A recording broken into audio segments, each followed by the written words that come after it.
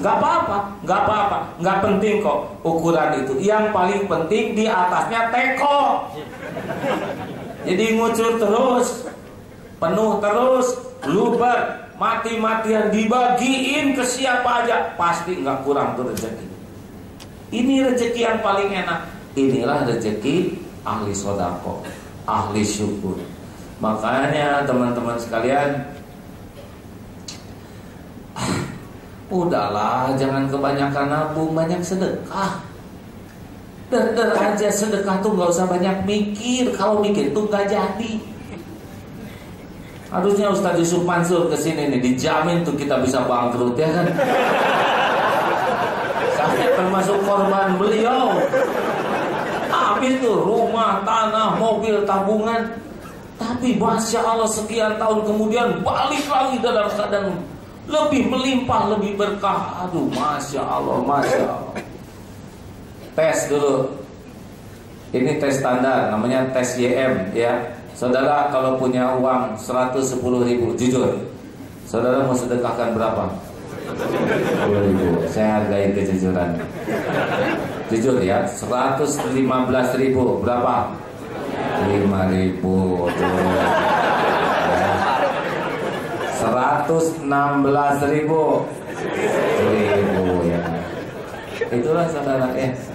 Jadi kita ngeluarin 10.000 itu dengan tertekan, karena ada yang lebih kecil.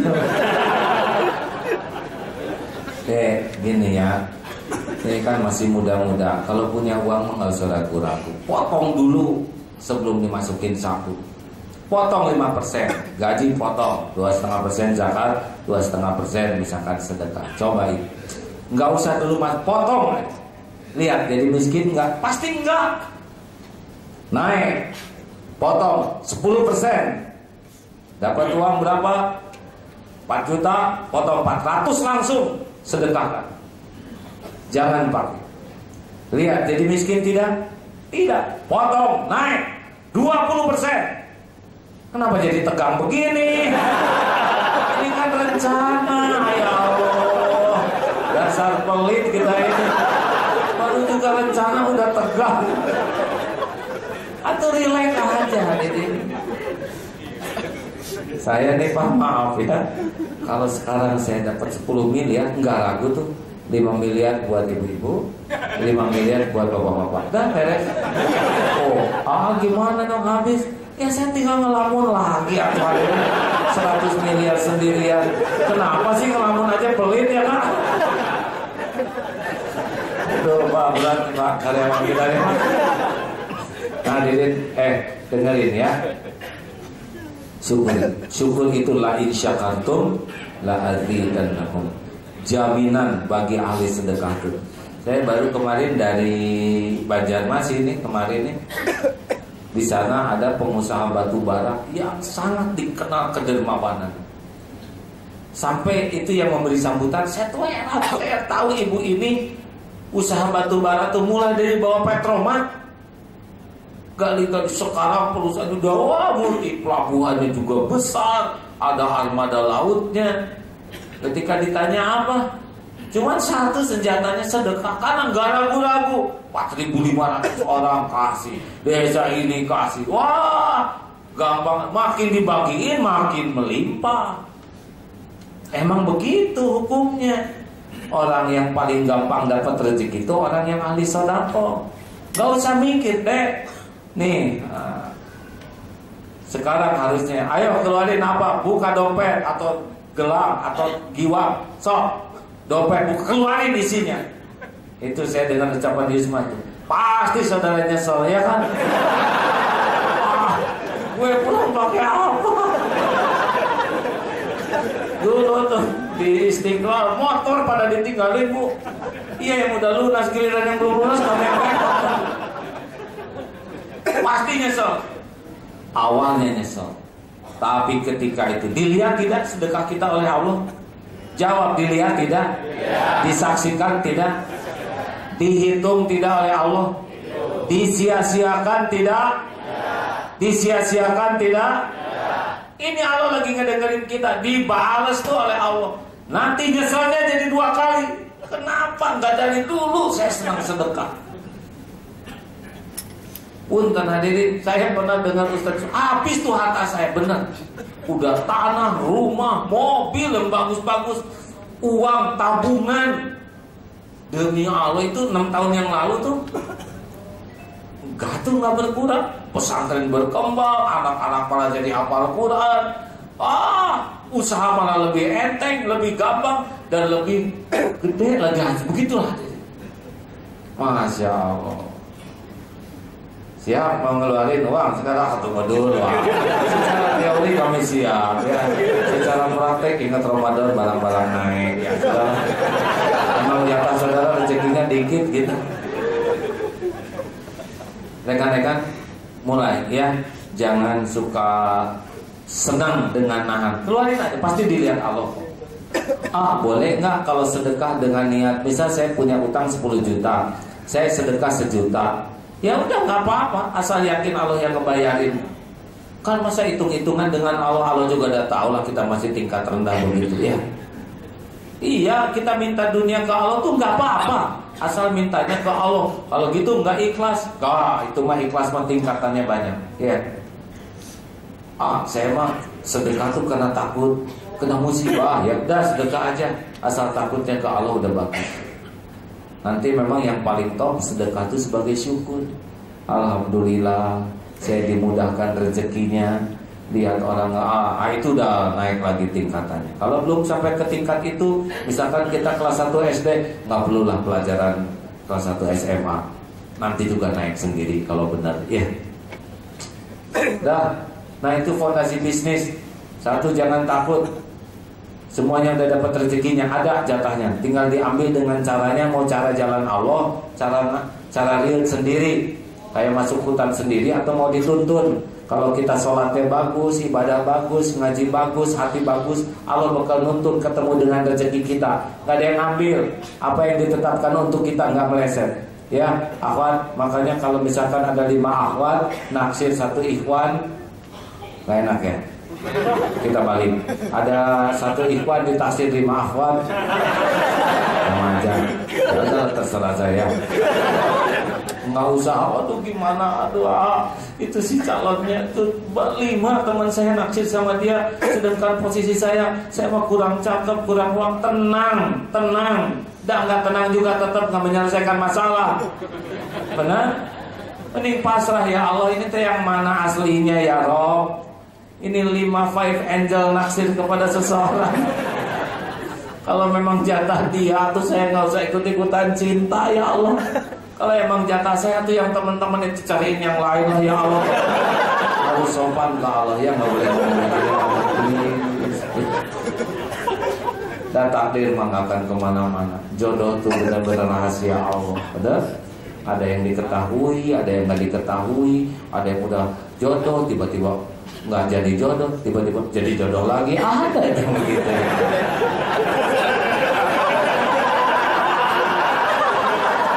Asalnya ada yang jadi istri pertama, tiba-tiba jadi istri kedua. Nah, itu juga ya. Benar-benar rahasia Allah. Ya kan? Halo. Ini asli ya, Dede. Kalau dengan iman mah ngelihat dan ngejalaninya tuh lebih ringan. Tapi kalau nggak pakai iman, ruwet, dan cirinya kalau kita berpikir salah tuh gelisah, marah, kotor, itu pasti salah. Harusnya mah nggak begitu gawat. Dan lihat dunia mah nggak ada yang bahaya. Yang bahaya tuh salah menyikapinya.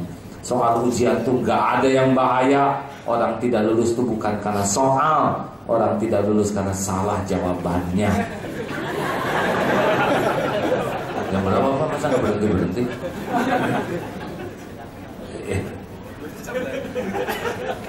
Dengerin ini.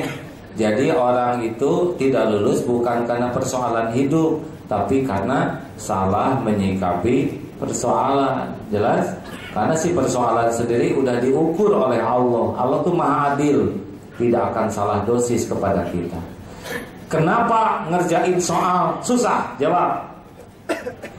Kenapa? Kenapa ngerjain soal stres, pusing? Kenapa? Karena nggak tahu jawabannya. Ya kan?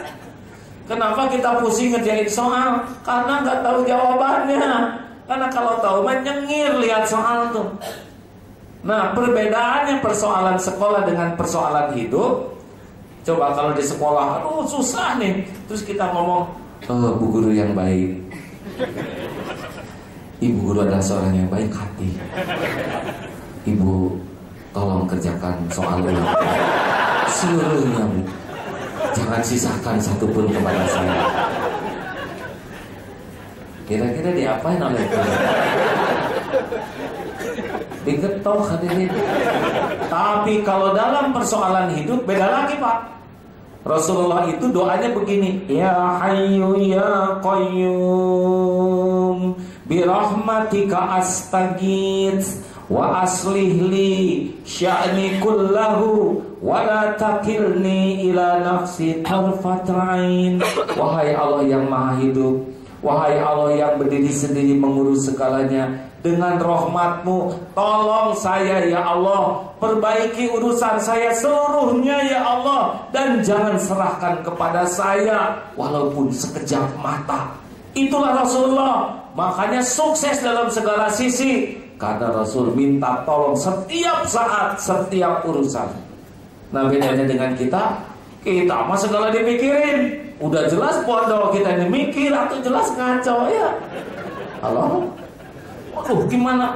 Makanya gak usah terlalu banyak mikir, Bu, menghadapi hidup ini. Mikir dikit, segera kembalikan ke Allah. Nanti otak ini dituntun oleh Allah. Bekal mikirnya tepat, karena Allah yang menguasai otak kita dan Allah yang menguasai solusinya.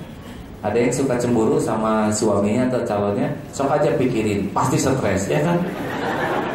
Benar tidak? Dan tidak selesai. Kita nyewa seseorang masih 200.000, tetap aja informasinya baik semua. Sebab si itunya ngasih 1 juta hari dia. Mendingan sholat 2 rakaat. Ya Allah, Engkau tahu badan saya gereges-gereges kurang maju. Saya lagi cemburu ya Allah. Engkau tahu di mana suami saya, lagi apa, dengan siapa. Ya Allah, Engkau tahu suami saya lemah iman, lemah dompet. Tolong ya Allah, tolong kuatkan iman suami saya. Didengar tidak oleh Allah? Didengar tidak? Dilihat tidak air matanya oleh Allah? Dikabulkan tidak? Dikabulkan. Suami yang mau ke diskotik tiba-tiba jadi ke masjid, jadi ke sini saya. Jadi ceramah, jadi tobat. Saya rencananya ke diskotik, kenapa jadi ke masjid? Malah itikaf. Itu berkah doa istri. Makanya nggak usah kebanyakan ngomong, ngancem, nge-BBM, SMS, nggak usah. Doa tuh bisa ngerubah takdir. Ya Allah, jika suami saya matanya larang sini larang sini, udah ambil aja lah ya Allah dosa-dosanya ya Allah. Ya masa. Udah hadirin. Pak Ari, kartu itu dibawa. Teman-teman, kalau ada yang mau dikirimi SMS ya, saya dakwahnya sekarang banyak memudahkan teknologi, bisa SMS, Twitter. Nanti dibagikan ada kartu di depan, tinggal daftar, tidak terima, tidak bayar, tidak pungut tidak potong pulsa. Ketika dapat kiriman ya, kalau register sih pasti mungkin sesuai dengan operatornya masing-masing. Namanya Kapsaf gitu ya. Lalu kalau sebetulnya tiap hari itu ada di radio, di BlackBerry, di Android itu ada rekamannya. Mungkin kalau udah siap nanti saudara diberitahu. Kalau tertarik dengan ilmu tauhid ini enak ya. Kalau udah Allahnya udah makin yakin tuh udah adem aja itu. Karena gelisah itu pasti karena kurang yakin ke Allah. Kalau udah yakin ke Allah mah ala khaufun alaihim walahum yahzanun. Allahumma shalli ala Muhammad wa ala alihi wa ashabihi ajma'in. Alhamdulillahirabbil alamin. Ya Allah, wahai yang maha mendengar, hujamkan di hati kami hanya benar-benar ilmu yang Kau berkahi. Jauhkan dari kami segala ilmu amal yang tiada Engkau ridhoi. Wahai Allah, Engkau tahu siapa diri kami yang sebenarnya. Engkau janji di bulan Ramadan ini bulan ampunan. Rob, ampuni sebusuk apapun hidup yang pernah kami jalani. Ampuni ya Allah sekelam apapun masa lalu kami, sehitam apapun kehidupan yang pernah kami lalui. Ya Allah, bersihkan dari senista apapun aib-aib yang selama ini kami tutup-tutupi, kami sembunyikan, padahal Engkau tahu. Ampuni ya Allah durhaka kepada orang tua kami. Ampuni siapapun yang pernah mendekati zina, Engkau saksikan pernah berbuat nista. Ya Allah, ampuni dosa yang terang-terangan, yang sembunyi-sembunyi. Ampuni dosa yang berulang-ulang kami lakukan ya Allah, padahal kami tahu itu dosa. Wahai Allah yang maha baik, kuatkan iman kami. Berikan kesanggupan kami menghindari maksiat. Berikan kesanggupan kami menghindari dosa ya Allah. Berikan kesanggupan kami agar tidak diperbudak nafsu, tidak tergelincir karena syahwat, tidak terjerumus karena amarah. Rabb, jadikan Ramadan ini merubah hidup kami. Bukakan hati kami agar hakul yakin padamu. Jangan biarkan ada keraguan di hati ini terhadapmu. Dan bimbing agar kami bisa mengabdi yang lurus sungguh-sungguh padamu. Berkahi majelis ini ya Allah. Catatkan siapapun yang hadir ini menjadi hamba-hamba yang Kau sayangi, hamba-hamba yang Kau lindungi, hamba-hamba yang Kau cintai. Rabbana atina fid dunya hasanah wa fil akhirati hasanah wa qina azabannar. Amin ya Allah ya rabbal alamin.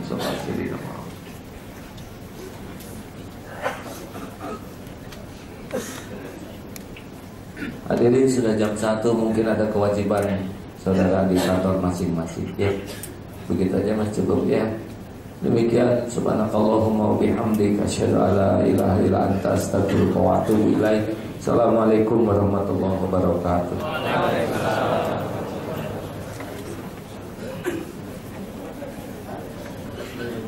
Assalamualaikum warahmatullahi wabarakatuh. Insyaallah setelah ini akan ada penyerahan secara simbolik program wakaf Quran dari MTHS kepada DKM Kota Kasablanka, yang dimana dari MTHS akan diwakili oleh pengurus MTHS, dan mungkin dari DKM Kota Kasablanka ada yang perwakilan Pak Anas.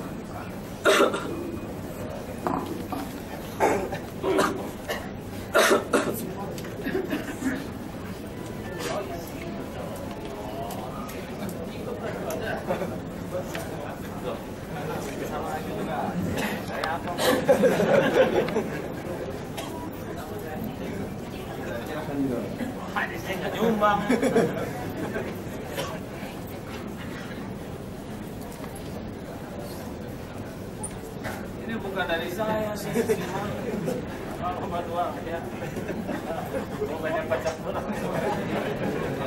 Atas sumbangan dari para jamaah, insyaallah kita akan masih menunggu sumbangan wakaf Qurannya.